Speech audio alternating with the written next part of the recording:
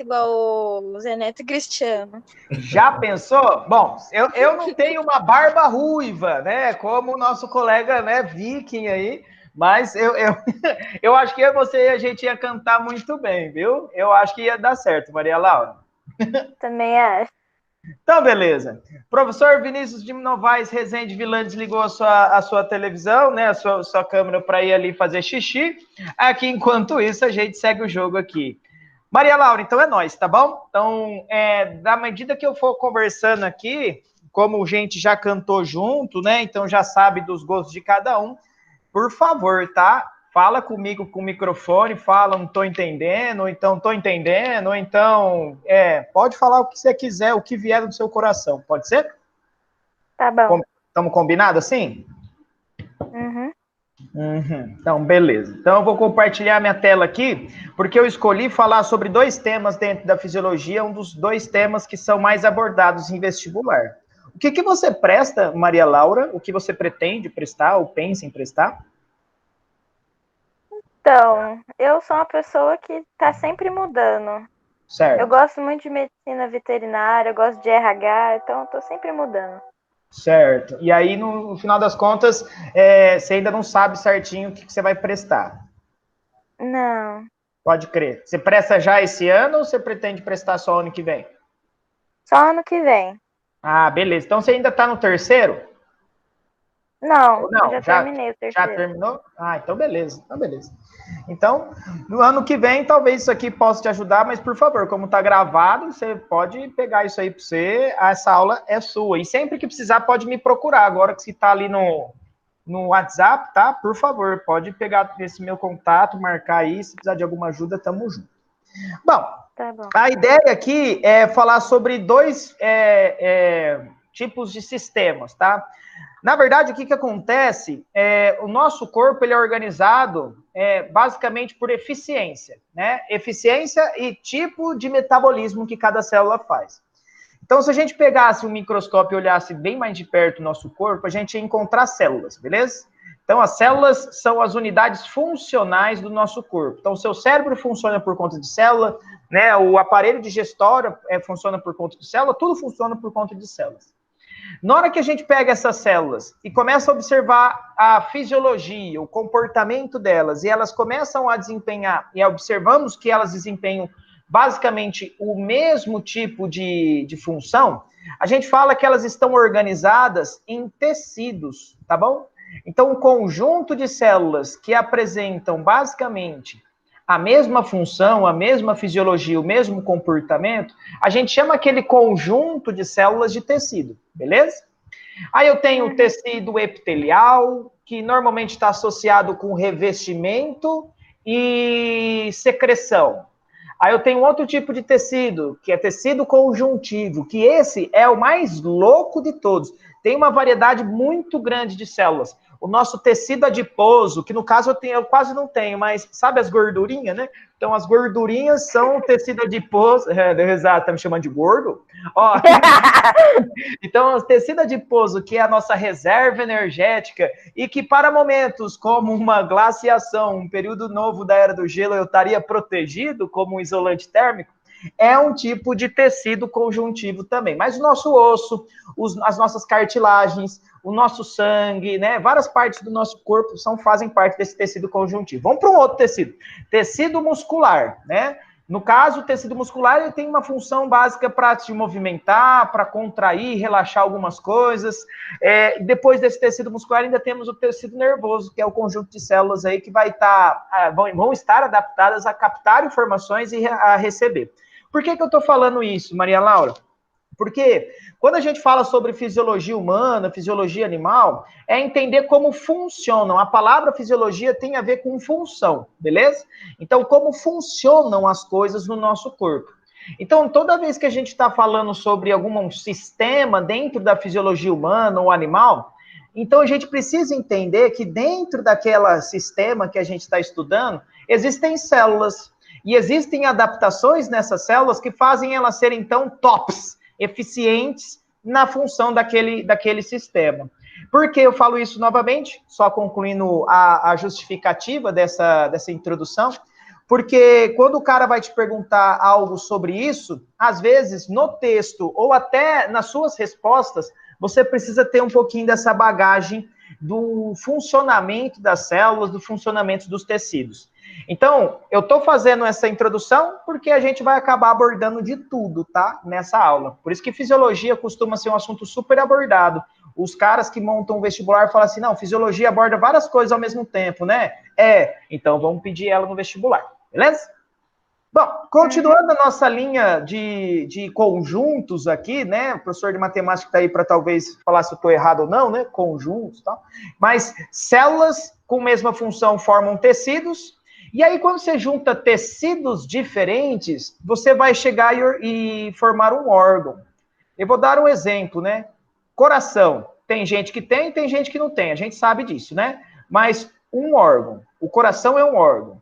Ele é um conjunto de tecido muscular, tem tecido epitelial, tem tecido adiposo, tem tecido conjuntivo, tem um monte de tecido junto formando a estrutura desse órgão que tem a capacidade de ficar bombeando coisas para nós. Beleza? Então é interessante pensar nisso também. Um órgão dentro dos sistemas é um conjunto de tecidos, é uma junção, tipo, é a somatória das funções de cada tecido para aquele órgão funcionar. E aí sim, a partir do momento que você vai e entende o funcionamento de vários órgãos para uma mesma finalidade, aí a gente entra no estudo que a fisiologia animal e humana trabalham. Né? Eu vou falar sobre sistema digestório na aula de hoje e vou falar sobre sistema endócrino. Qual que é a função de cada um desses negócios? Então, no sistema digestório, eu tenho vários órgãos trabalhando para digerirmos, para também realizarmos a absorção de nutrientes. O sistema endócrino está relacionado com uma outra coisa. Ele está relacionado com como a gente tem que regular alguns outros órgãos. Por exemplo, eu estou afim de aumentar meu metabolismo. Existe uma glândula que vai secretar uma substância, que vai produzir uma substância e vai liberar no nosso corpo. E essa substância ela vai fluir pelos nossos vasos sanguíneos, né, nossos vasos sanguíneos, atuando em diversos órgãos diferentes para que acelere esse metabolismo, né? Eu, no caso, tenho um metabolismo que é quase que nem a minha cachorra, que só fica deitada no sofá o dia inteiro, né?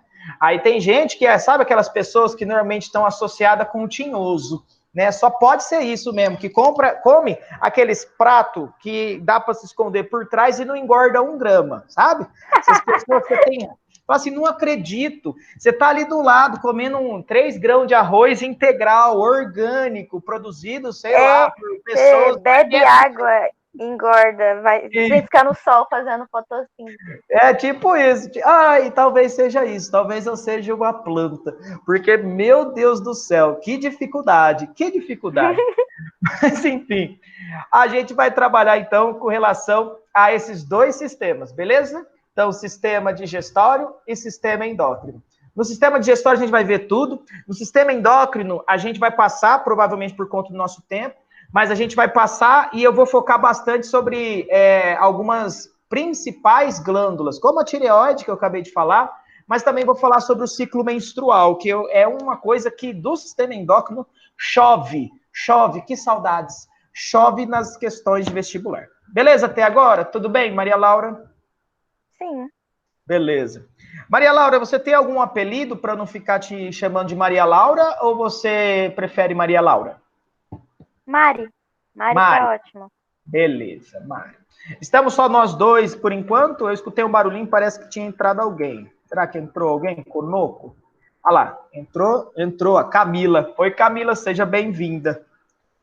Oi, professor. Belezinha? Beleza. É nóis, então. Chega conosco. Mari, então vamos embora. Começando com o nosso sistema digestório. Essa é um tipo de figura que é comum a gente, quando vai lá, digita no Google, né, que mamãe fala assim para mim, que é o pai dos burros, né?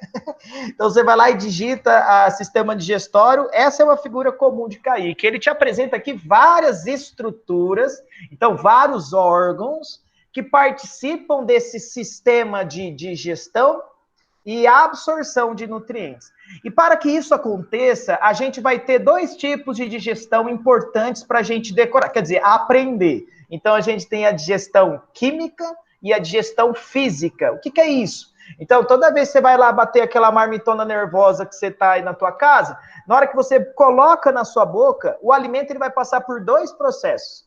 Ele vai ser picotado, quebrado, amassado, né, misturado. Essa é a digestão física. E ele também vai sofrer a quebra das estruturas que o próprio constituem. Então, eu tenho lá um grãozinho de arroz, eu vou degradar ele até nas menores moléculas possíveis daquele grãozinho de arroz para eu conseguir absorvê-lo. E aí, nesse caso, é a nossa digestão química. Beleza? Então, para facilitar, a gente vai separar em algumas regiões e a gente vai estudar especificamente essas regiões, do que acontece nessas regiões para que ocorra a digestão física, se nessa região acontecer esse tipo de digestão, e a digestão química, que em todas elas vai acontecer. Tudo bem? Então, a gente vai separar nos seguintes lugares, Mari e Camille. Então, a gente vai pensar na boca, beleza? O que tem na boca que possa fazer digestão física e química. No estrômegas, no intestino delgado, que a gente pode pegar o intestino delgado e dividir em algumas partes, tá? Aqui, nessa figura, está explicitado para nós o duodeno, el rejunto, beleza? Aqui ele tem uma parte que é o intestino delgado, diretamente falando, mas ele começa no duodeno, vai para o jejum e termina numa parte chamada íleo, que não está representada aqui para us, que no espanhol quer dizer nós.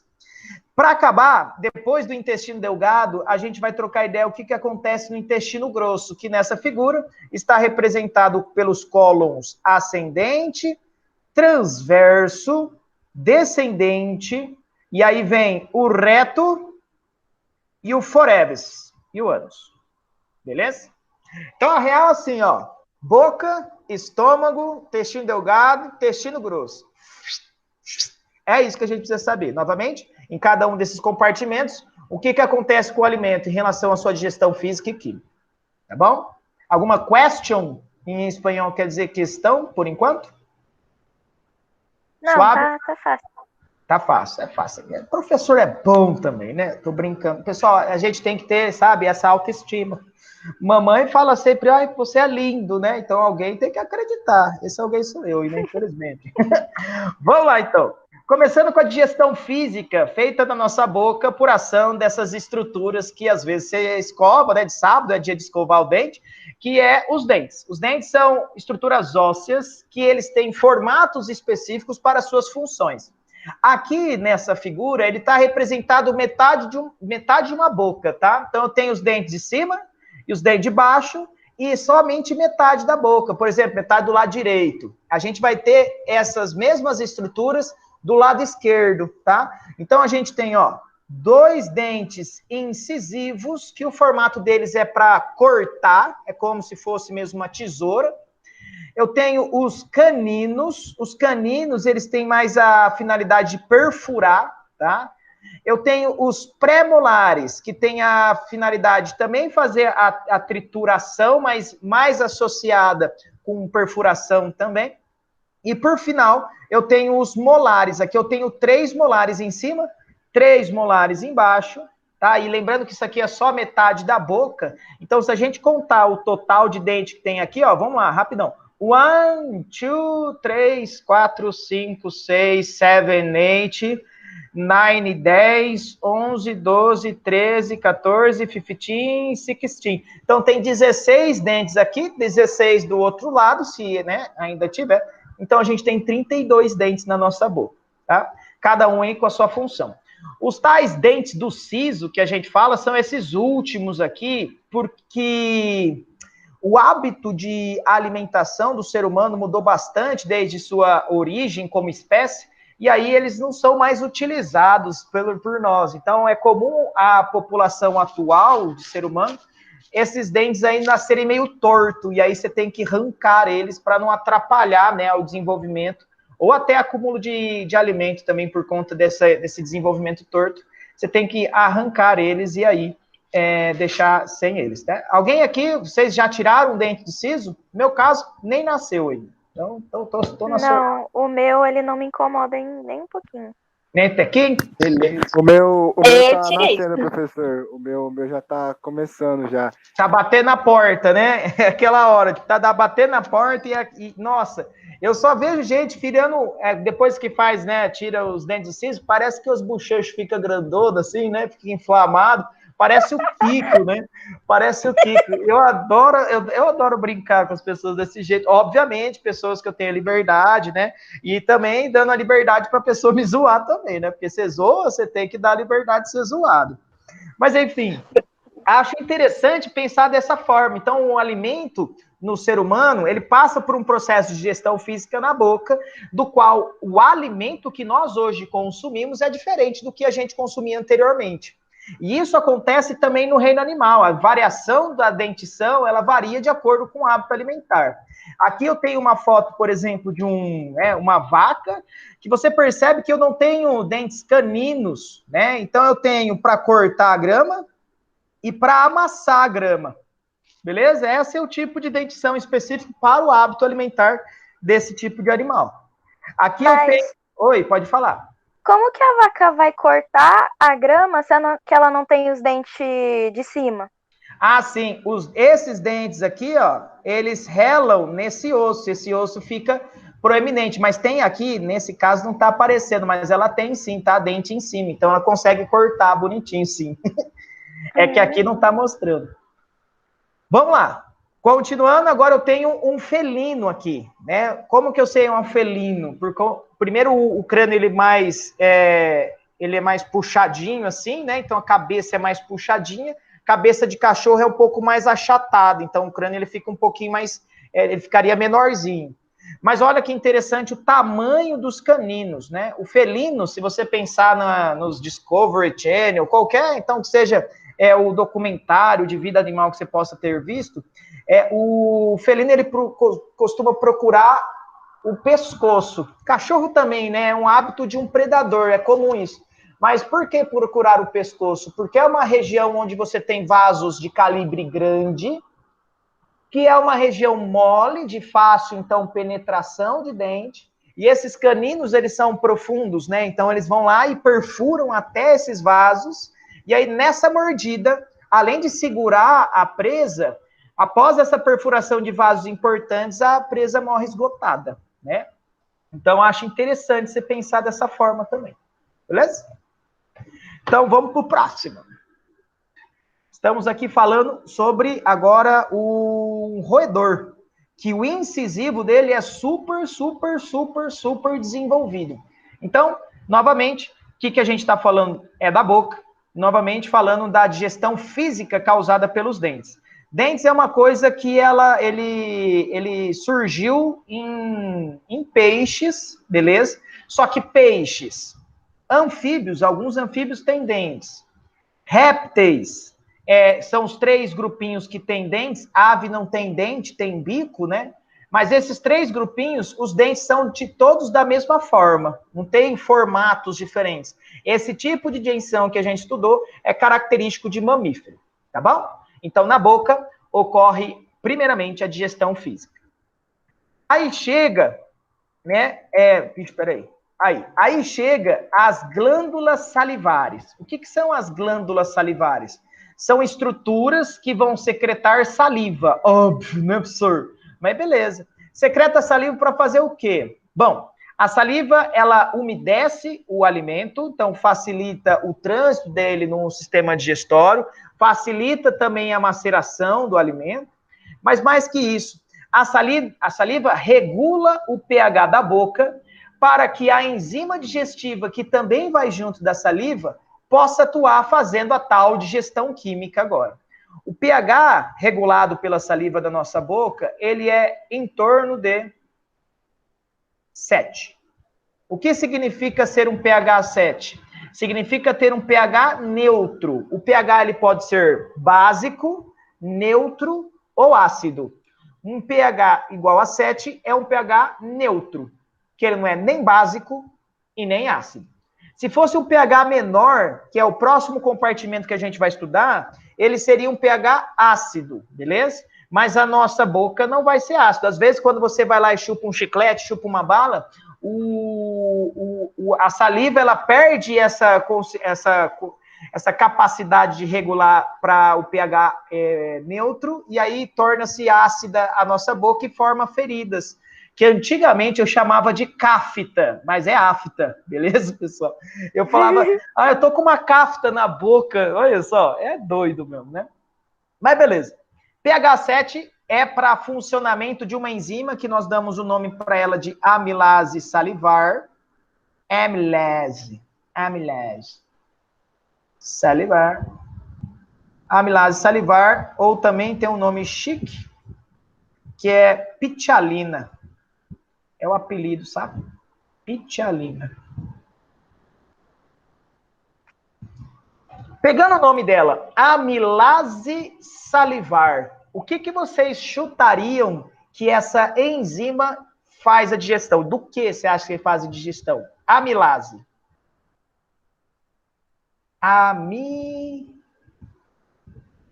Coisa da nossa... Amígdala?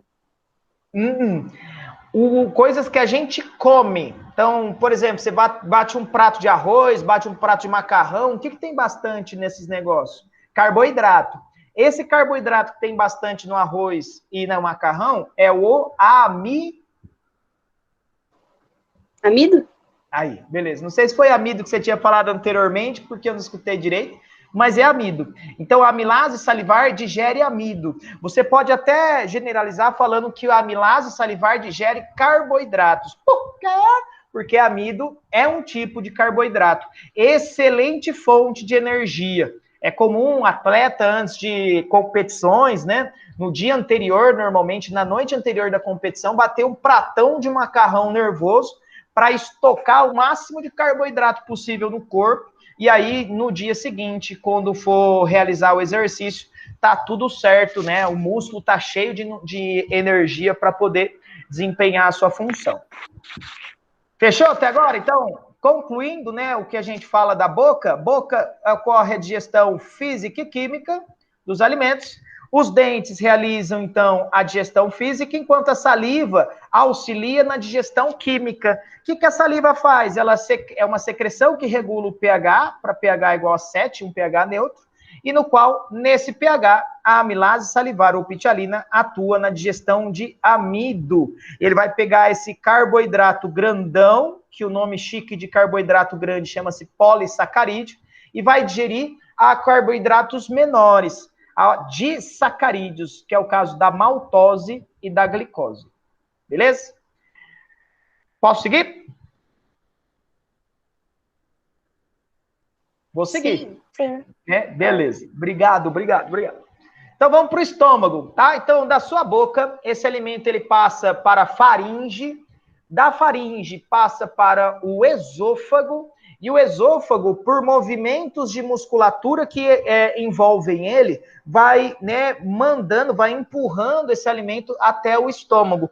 Esses movimentos que acontecem todo em volta do sistema digestório para ir empurrando o alimento na sequência dos órgãos que ele precisa passar, nós chamamos de movimentos peristálticos. Movimentos peristálticos são aqueles movimentos que quando você coloca, né, a orelha na barriga do crush ou da crush, você escuta um blá, blá, blá, blá. É o alimento passando pelo sistema digestório por conta dessa movimentação.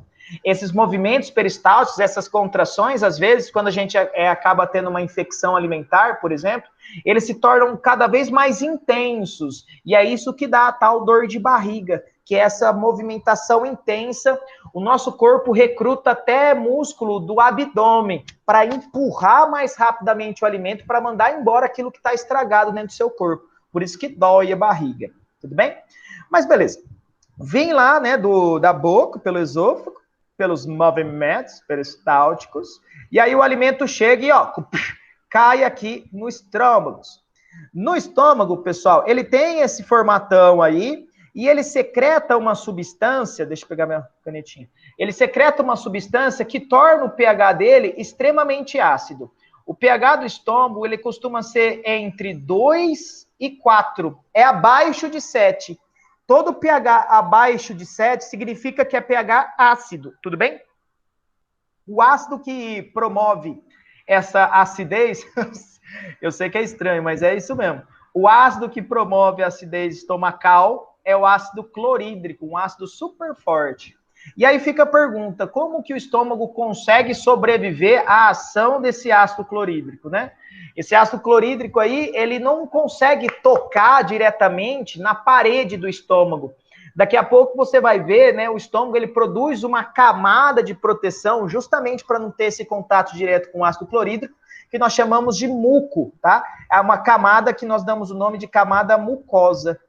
É um polissacarídeo, é uma glicoproteína, pessoal, polissacarídeo é uma glicoproteína mucosa.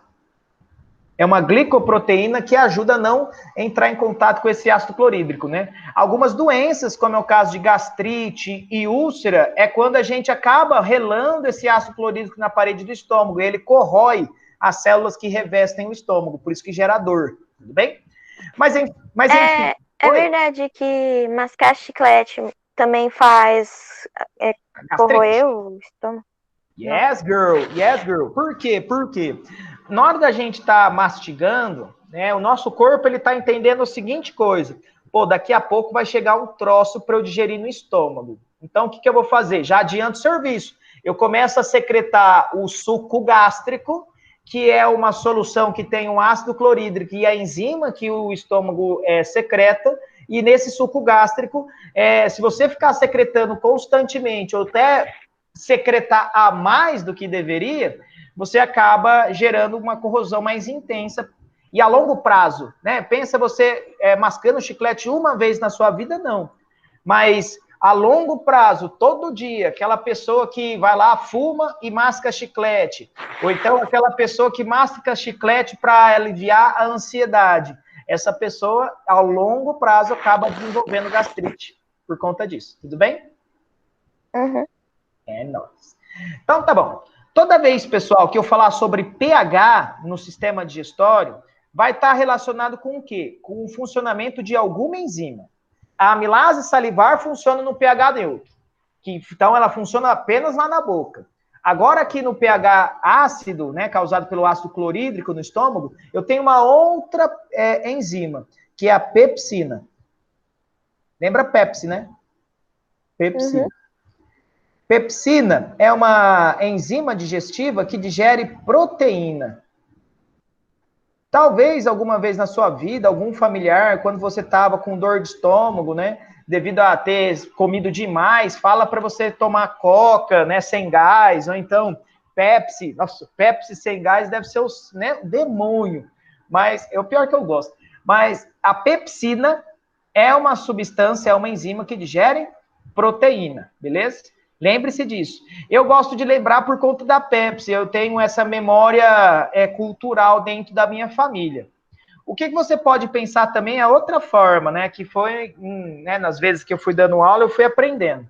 A piscina, né? Tá escrito piscina. Piscina lembra o quê? Né? Um sabadão à tarde, né? Zé Neto Cristiano daqui a pouco vai estar tocando, mas Zé Neto Cristiano tocando aqui num canto e o churrascão rolando aqui no outro canto, né? Churrascão, né, o hábito do brasileiro é o churrascão com carne, bastante carne. Então, proteína, carne tem proteína. Então, se tem piscina no nome da enzima, vai digerir proteína.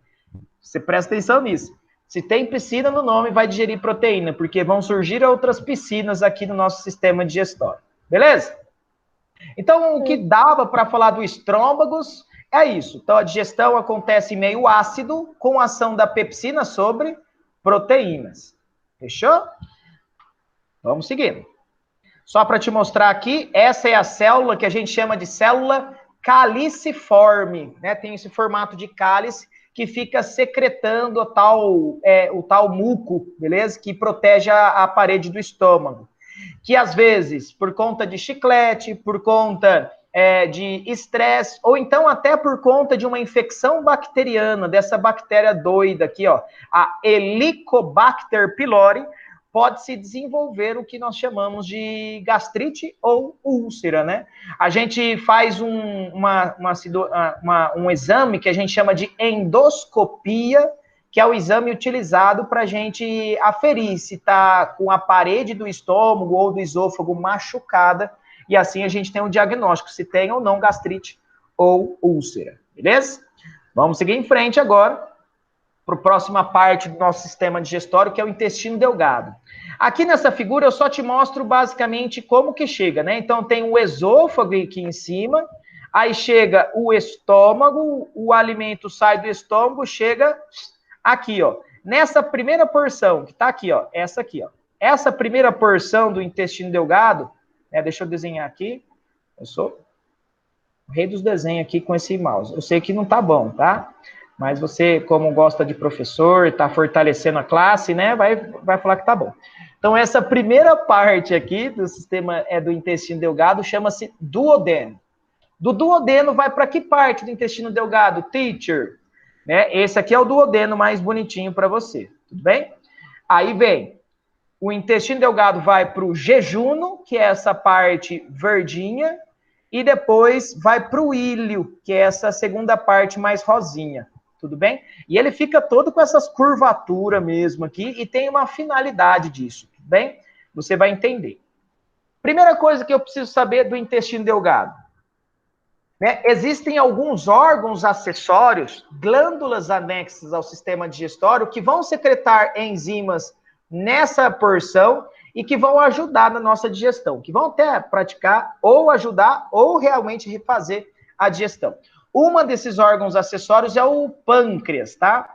O pâncreas, ele tem a função de secretar diversas enzimas digestivas. Também está associado com o nosso sistema endócrino, mas também secreta diversas enzimas digestivas. Eu vou colocar aqui algumas principais, tudo bem?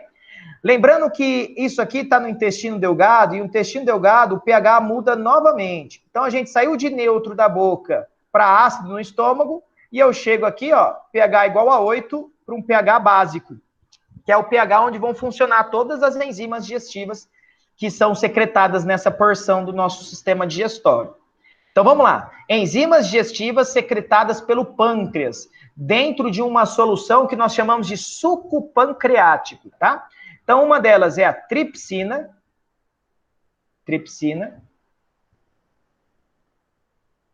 Espera aí. Tripsina. A outra, quimiotripsina. Nossa, deixa eu apagar aqui. Espera que eu vou conseguir, pessoal. Tripsina. Piscina. Nossa, solzão. Zé Neto Cristiano. Tripsina, quimiotripsina, beleza. Aí eu tenho amilase pancreática. Essa aqui eu tenho certeza que vocês já estão ligados o que digere. Amilase, eu vou abreviar, tá? Pancreática. E por último, não é a última, não são só essas, mas as mais importantes. Eu tenho essa aqui, ó, lipase. Beleza? Vamos lá. Tripsina e quimiotripsina. Quais são os substratos? Quais são os alimentos que elas vão atuar fazendo a digestão deles? O que vocês acham? É proteína, carboidrato ou gordura? Piscina. Gordura? Piscina. A nossa amiga aqui anterior, aqui, ó, do estômago, né? A pepsina, vamos lá, voltar no estômago. A pepsina digere o quê mesmo? Proteína, em um pH ácido. Piscina, Zé Neto Cristiano, churrascão rolando nervoso, vocês chamando o professor, só depois que acabar esse caos do coronavírus, né? Então, vamos lá. Então, a gente chegou nesse grau. Então, tripsina e quimiotripsina, se tem psina no nome, digere proteína. Amilase pancreática, chuta o que digere?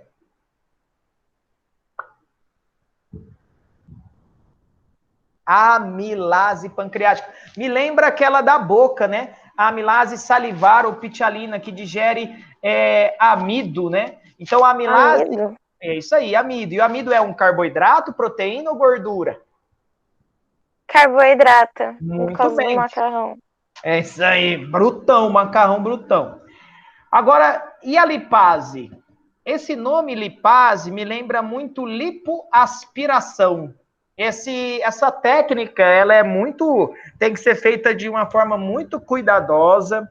Ela tem para você fazer essa lipoaspiração, o ideal seria um acompanhamento psicológico, porque muitas das clínicas que as fazem de forma, às vezes, né, sem muito cuidado, que você já deve ter ouvido falar de várias pessoas que fizeram isso aí e sofreram com traumas, tanto trauma psicológico mesmo, mas como trauma fisiológico, né? A pessoa, tem gente que quase morreu, tem gente, antigamente tinha uma banda chamava LS Jack, né? O cantor dessa banda, ele passou por uma lipoaspiração mal feita e ele ficou em coma, vegetando por um longo período de tempo.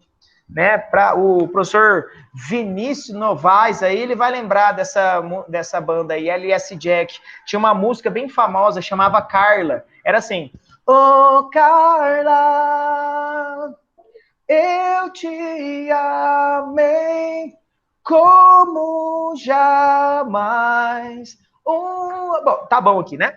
Então, lipoaspiração é a retirada do quê? Das gordurinhas localizadas. Eu acho que é aquele tecido lá que você falou. Tecido adiposo. Isso. Tecido adiposo. Então, a lipase vai digerir carboidrato, proteína ou lipídio? Lipídio, né? Beleza? Então, tá bom. Sabemos agora quais são as principais enzimas digestivas secretadas pelo pâncreas. Agora vamos ver o funcionamento de um outro órgão acessório do nosso sistema digestório, que é o fígado, né? Figão aí representado para você do lado esquerdo num esquema, do lado direito numa imagem em vivo, tá? O que é interessante do fígado com o sistema digestório é uma substância que ele secreta que é chamada de bile, que às vezes, né, aquelas pessoas que dão meio uma azegerada no corotinho, né? Nossa, eu já vomitei até as tripas por conta disso. Exatamente, os caras falam vomitar as tripas. As tripas é o intestino delgado, né? O intestino, de maneira geral, são as tripas. E vomitar as tripas significa que você chegou num grau que o seu corpo estava tão mal, tentando arrancar o álcool, porque o vômito, quando você está intoxicado com álcool, nada mais é do que o seu corpo falou assim, mano, chega, eu não quero mais absorver álcool no meu corpo, já está lotado aqui no meu sangue. Então, como que eu faço para não absorver mais? Eu arranco o álcool do meu sistema digestório, e faz você, ó, né, mandar para fora. E aí, às vezes, a coloração que você tem... Pessoal, toda vez que você vai lá, né, e vomita amarelo, não é bile, tá? Ainda é conteúdo do estômago. Agora, você chegou num grau... É verde. Aí depois começa a ficar vermelha. Ixi, nossa, calma. Não faça mais isso, tá? Isso machuca. Se é vermelho, é sangue. Eu não fiz nada. Tá bom, então tá bom. Então tá bom. Não, sem problema. Beleza. Então, o que acontece? A bile tem essa cor esverdeada mesmo, por conta da sua constituição. Ela é uma mistura de ferro com colesterol, com um monte de coisa, né, que veio de degradação que o fígado fez conosco, mas ela serve para ajudar na digestão de gorduras. Professor, ela é uma enzima digestiva, portanto, ela faz digestão? Não. Ela ajuda, beleza? Ela auxilia. Posso colocar isso no vestibular, professor, se eu tiver que escrever? Auxilia seria a palavra mais bonita, mas pode colocar ajudar. Agora, como que ajuda? O nome do processo que ela faz é isso aqui, ó. É chique, hein? Emulsificação. O quê? Emulsificação. Jesus, tá quase batendo meu horário e eu ainda não cheguei, tô quase chegando na metade da aula. Emulsificação. O que a emulsificação faz, pessoal? Ele pega gotas de gordura e espalha elas. Quando você tem, por exemplo, eu vou fazer um suco, vou fazer uma vitamina, você bate uma vitamina de morango com banana e mamão, por exemplo.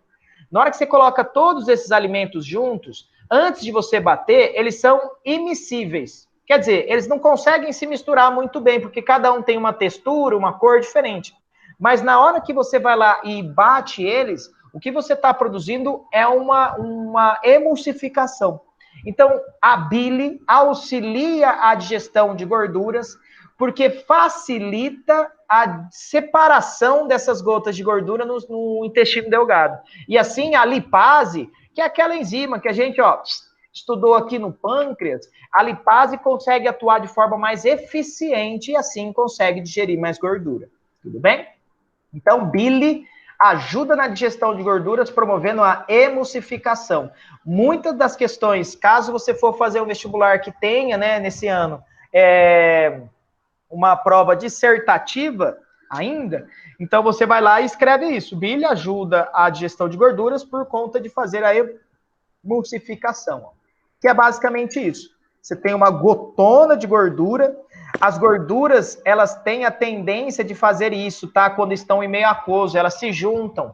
Quando você for fazer macarrão aí na sua casa, da próxima vez, é comum isso aí, são técnicas, né, milenares dos nossos ancestrais, da nossa avó, do nosso avô, sei lá de quem da sua família, colocar uns pinguinhos de azeite, de óleo na água que está fervendo, né, que vai ferver para o macarrão. Você colocar o macarrão. Por quê? Porque assim os fiozinhos de macarrão... Exatamente.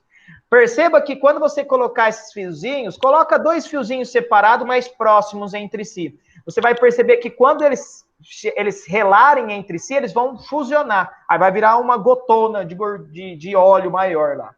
Então, é comum eles fizerem isso, tá? Se aglomerarem, fazerem uma aglomeração desse jeito.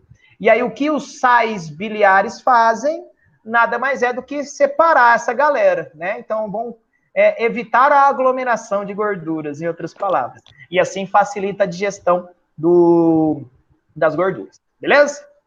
Tem gente, pessoal, que... percebam que no desenho de baixo, tem um saquinho aqui embaixo que a gente chama de vesícula biliar. O que a vesícula biliar é? A vesícula biliar nada mais é do que um saco, uma vesícula. Vesícula é toda vez que você pensar num saco, numa estrutura, numa bolsa, que armazena alguma coisa. Tem a vesícula urinária, que a gente comumente chama de bexiga, que armazena urina. A vesícula biliar é um saco que armazena bile. Para quê? Então, pensa vocês, né? Chegando daqui a pouco, já preparando os quitutes para ver a live dos nossos colegas, amigos lindos, maravilhosos de São José do Rio Preto, que é o Zé Neto Cristiano. Eu faço toda essa propaganda porque eu ainda tenho certeza que eu vou conseguir chegar, falar com eles, tocar violão com eles, e aí daí para frente eles vão sempre me chamar para o churrasquinho na casa deles, né? Mas aí, vamos lá. Aí, você vai lá preparar uma porção de torresmo, né? Você viu na internet, tem o torresmo de tira, o torresmo não sei das quantas, torresmo não sei o quê, você reinventou de fazer um torresmo na sua casa. Aí você fez o torresmo. O torresmo é um alimento extremamente gorduroso, né? Na hora que você começa a fazer a mastigação dele na tua boca, o cérebro já fala, vixe, né? O que eu preciso fazer? Começar a liberar a bile para fazer a digestão dessa gordura. Então, o que a vesícula biliar faz? Ela faz assim, ó, né? Dá uma apertadinha, dá uma contraída e secreta bastantão bile e assim facilita a digestão desse torresmão aí. Tem gente que, às vezes, como eu disse para vocês, são sais biliares. Às vezes, devido a diversas situações, tem gente que tem uma genética, que tem uma predisposição genética para acúmulo desses sais na vesícula, tem gente que é por conta da alimentação, tem gente que é por conta da falta de água, tem gente por conta de várias coisas, acaba acarretando nessa formação de pedras, nos rins, mas pedras na vesícula biliar. E aí tem vezes que chega num grau que você não consegue arrancar as pedras e deixar a vesícula biliar. Tem vezes que faz assim, ó, você tem que arrancar a vesícula biliar. E aí, o que acontece contigo? Nesse momento, pessoal, o médico aconselha você melhorar os seus hábitos alimentares, e não só melhorar, mas mais especificamente diminuir a ingestão de gorduras. né? A ingestão de gorduras, principalmente ao mesmo tempo, grande quantidade de gordura ao mesmo tempo. E quando eu falo sobre isso, eu lembro de uma colega que trabalhava num colégio que eu dou aula. Ela era responsável por fazer divulgação de aulas, né? Ela era responsável pelas redes sociais da escola. E eu estava falando sobre o sistema digestório numa sala, ela veio para tirar foto, né, para falar, para divulgar, e aí eu trocando ideia com ela junto com os alunos, ela falou para mim que tinha retirado a vesícula. Aí eu falei, e aí, pessoal, olha só, né, o exemplo dela, que eu estava falando da vesícula biliar. Por exemplo, ela provavelmente mudou todos os seus hábitos alimentares e não faz a ingestão de grandes quantidades de gordura. Aí ela olhou para mim, aí sabe quando você percebe que você falou alguma coisa errada, né? Às vezes você dá uma rata errada. Aí eu falei, o que acontece? Pode falar. Aí ela falou assim para mim. Então, até falaram para eu mudar meus hábitos aí. Mas eu não mudei, não. Eu falei, oxe, mas você não sente... Como assim? Não, eu curto um torresmão mesmo. E eu gosto de um torresmão de boteco mesmo. Aqueles grandão, feito ontem, né? Aí eu falei, vixe, e aí, não tem nenhum problema? Você não sente dor? Ela falou, sinto. Toda hora de bater aqui, assim. Aí eu falo assim, mas por que então você come? Ah, porque eu gosto, né? Quando as pessoas querem ser felizes, pessoal, é isso aí. É que nem quando você gosta de uma pessoa que não gosta de você, sabe? E aí, você continua? Continuo. Machuca, mas eu gosto, né? Ai, ai. Enfim, o ideal seria não acontecer isso, né, pessoal? Mas às vezes eu sou o rei da rata nesse sentido. Já falei várias coisas, que aí isso fica para uma próxima vez aí que tivermos essa epifania. Continuando.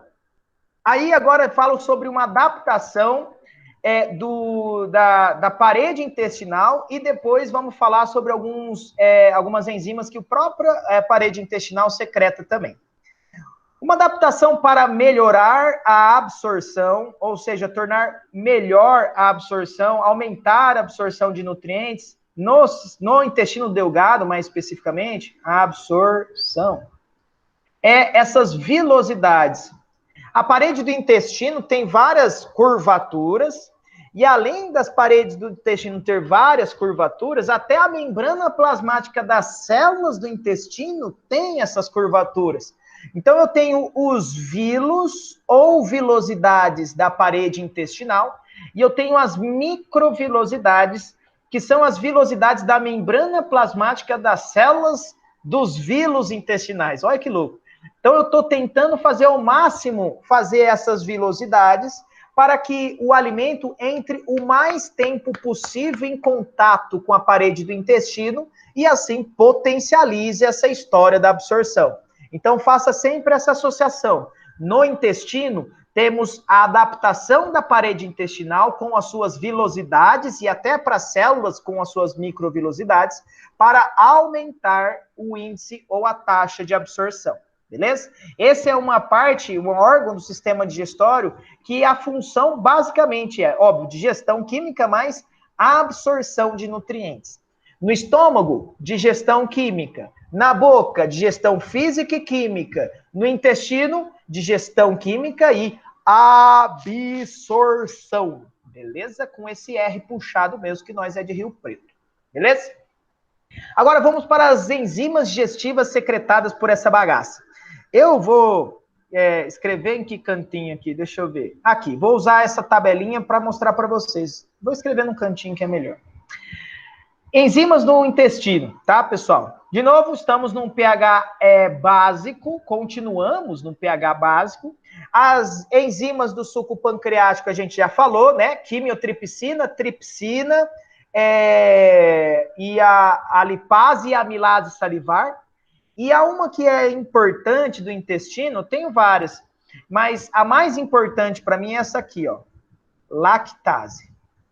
O que vocês acham que ela digere? Lactase. O que lembra lactase? Lactose. Muito bom.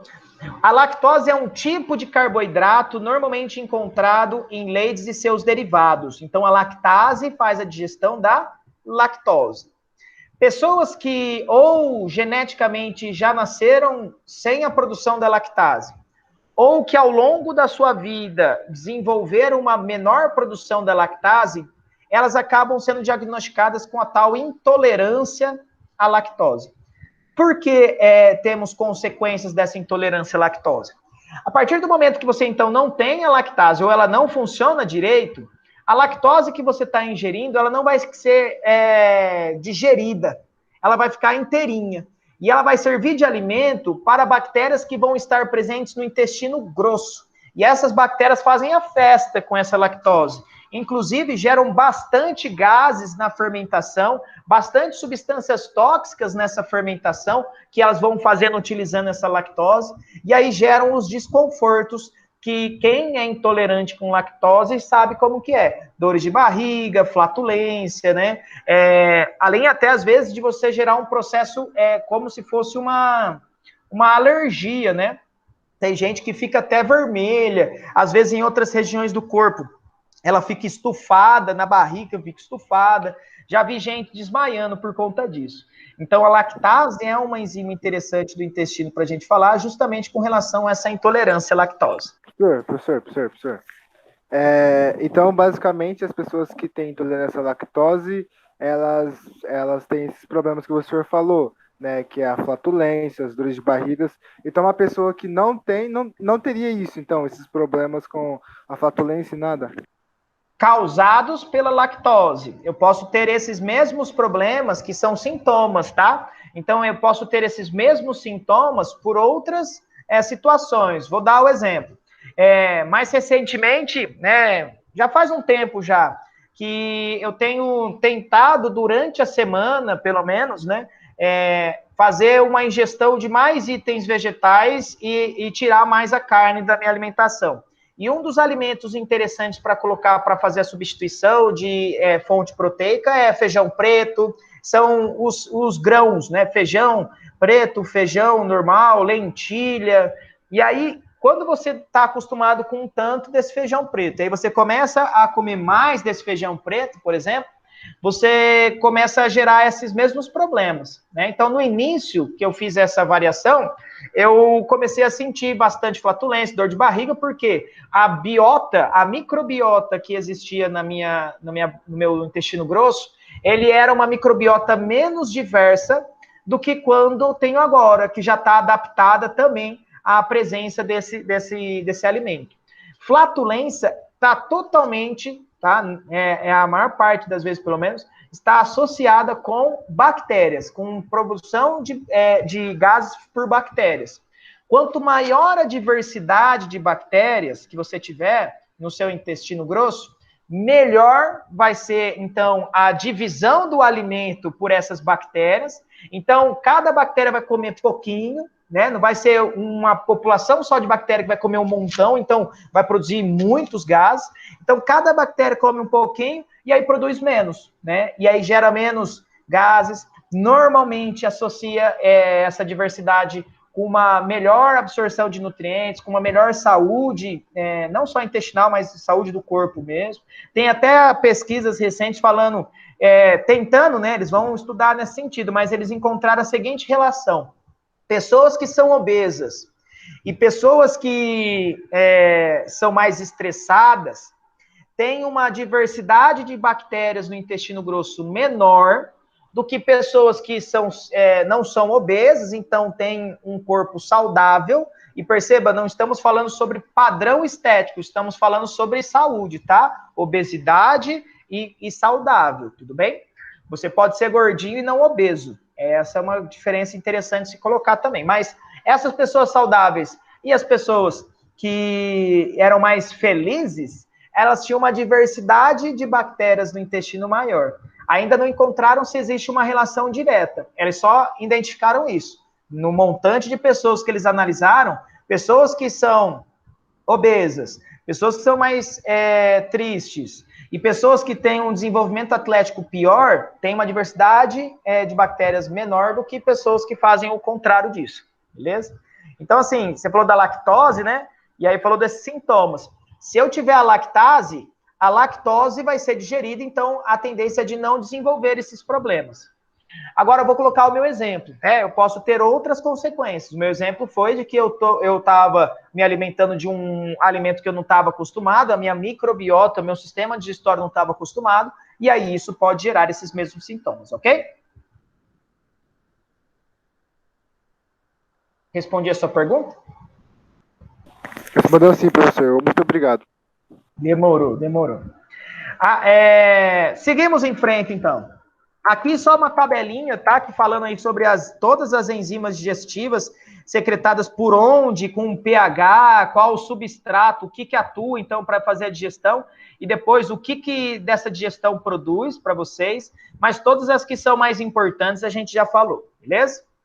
Para concluir, a gente chega, então, no sistema digestório, no intestino grosso esse, que ele tem a finalidade, basicamente, de estocar essa microbiota, beleza? Então, existem diversas bactérias que vivem naturalmente nessa nosso intestino, beleza?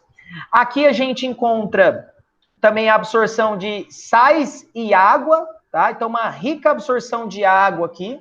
E também temos a absorção de vitaminas. As vitaminas são outros compostos orgânicos que ainda não foram digeridos por outras partes do nosso sistema digestório, e as bactérias que vivem nesse intestino auxiliam nessa digestão. Em outras palavras, pessoal, de verdade, as bactérias ajudam aí nessa digestão de vitaminas para elas próprias. Só que como elas fazem isso muito bem, sobra bastante, e aí você absorve também. Então, é importante a gente, o melhor possível, manter a maior diversidade possível de bactérias que a gente possa ter no nosso intestino grosso. Como que a gente faz isso? Diversificando a alimentação. Pensa que você tem um monte de bichinho vivendo dentro de você e que cada bichinho é como se fosse um amigo seu. Cada amigo seu aí gosta de uma coisa diferente. Tem gente que gosta de frango, tem gente que gosta só de vegetal, tem gente que gosta de alface, tem gente que gosta de rúcula, tem gente que gosta de laranja, tem gente que não gosta de laranja, gosta de manga. Então, como cada organismo tem uma preferência, e no caso das bactérias, não é porque elas pensam e falam assim, hoje eu tô com uma vontade... Não, elas têm uma fisiologia preparada para digerir um determinado alimento, então você precisa alimentar elas. Na minha época, né, tinha um negocinho que chamava bichinho virtual, né? E aí o bichinho virtual vinha num aparelhinho pequenininho assim, que você ia alimentando, dando sorvete, se você desse muito sorvete, ele morria por conta de estar gordo demais, você tinha que fazer carinho, brincar com ele. Então o que você tem aí na tua barriga é basicamente um bichinho que não é virtual e que você tem que alimentar direito, tudo bem? Existem alguns alimentos que auxiliam nessa situação. Então a gente tem alimentos probióticos, como é o caso do Yakult, como é o caso do Activia, beleza? O que é um alimento probiótico? É um alimento que dentro dele tem bactéria viva comum de se encontrar no seu intestino. Aqui no Yakult, nesse Yakult aqui está escrito dessa forma, tá? Aqui é o Yakult em inglês. Mas se você procurar em qualquer desses Yakult, versão, qualquer uma que tiver de outras marcas, você vai perceber aqui embaixo, ó, a bactéria que ele está levando, ó.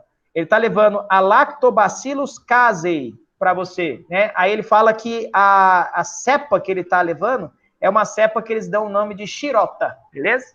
Então a bactéria que está vindo aí para nós, quando você toma Yakult, é a Lactobacillus casei. E também temos outros tipos de alimento que chamamos de pré-bióticos, tudo bem? Depois façam esse teste.